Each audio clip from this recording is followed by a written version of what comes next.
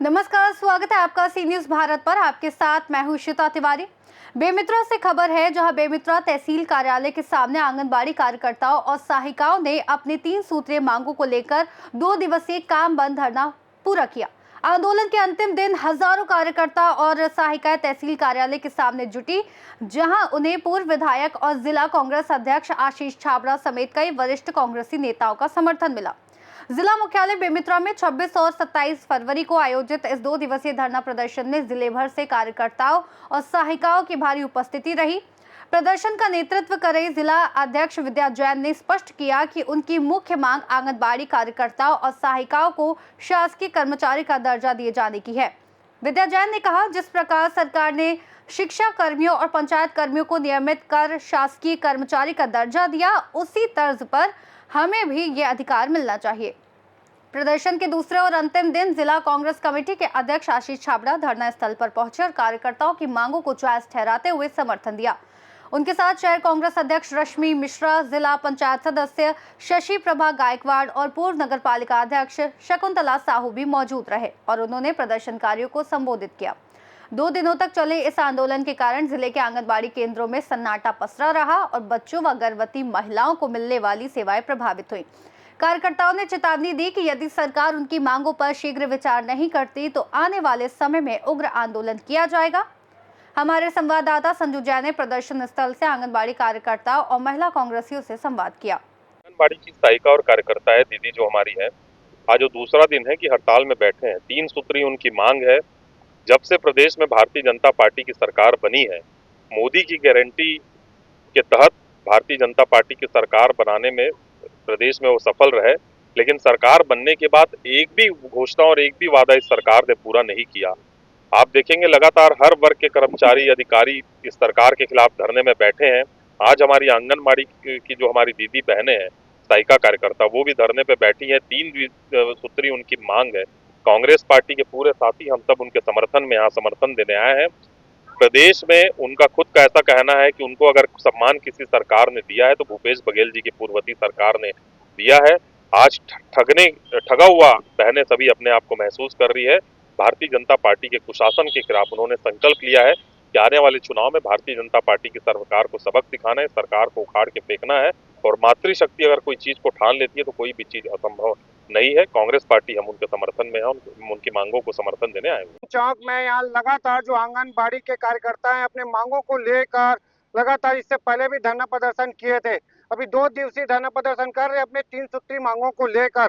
अभी जो छत्तीसगढ़ का जो तीसरा बजट पेश हुआ उसमें भी जो आंगनबाड़ी के जो कार्यकर्ता है या सहायिका है उनका जो मांग था वो बजट में नहीं रखा गया। अभी आप देख सकते हो मेरे तरफ जो पूरे जितने जो आंगनबाड़ी कार्यकर्ता हैं, सहायिका है, यहाँ पर धरने पर बैठे हुए। अभी कुछ देर पहले जो जिला कांग्रेस कमेटी अध्यक्ष आशीष छाबड़ा सहित जो शहर कांग्रेस एवं पार्षद रश्मि मिश्रा, पूर्व नगर पालिका अध्यक्ष शकुंतला साहू, जिला पंचायत सदस्य शशि प्रभा गायकवाड़ सहित हमें आज समर्थन देने के लिए यहाँ पर पहुंचे हुए। हम सबसे पहले पूर्व अध्यक्ष से बात करते हैं।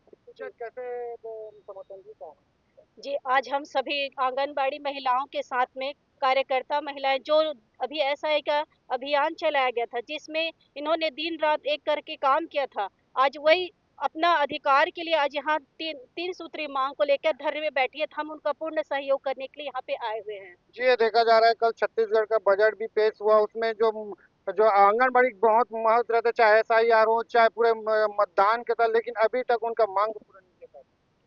बजट में तो आंगनबाड़ी महिलाओं को, बहनों को हमारे लालीपाप पकड़ा दिया गया है। उनके बारे में कुछ सोचा ही नहीं गया, जबकि महिलाओं की मांग है कि शासकीय कर्मचारी घोषित किया जाए। न उनके वेतन में वृद्धि की गई है, न भी कुछ ध्यान दिया गया है।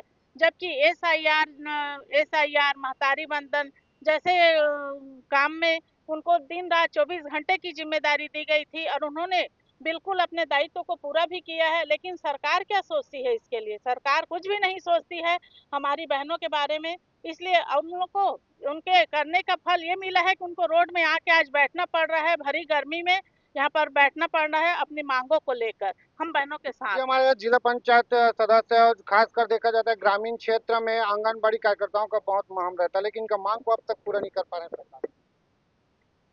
जय जोहार, जय छत्तीसगढ़।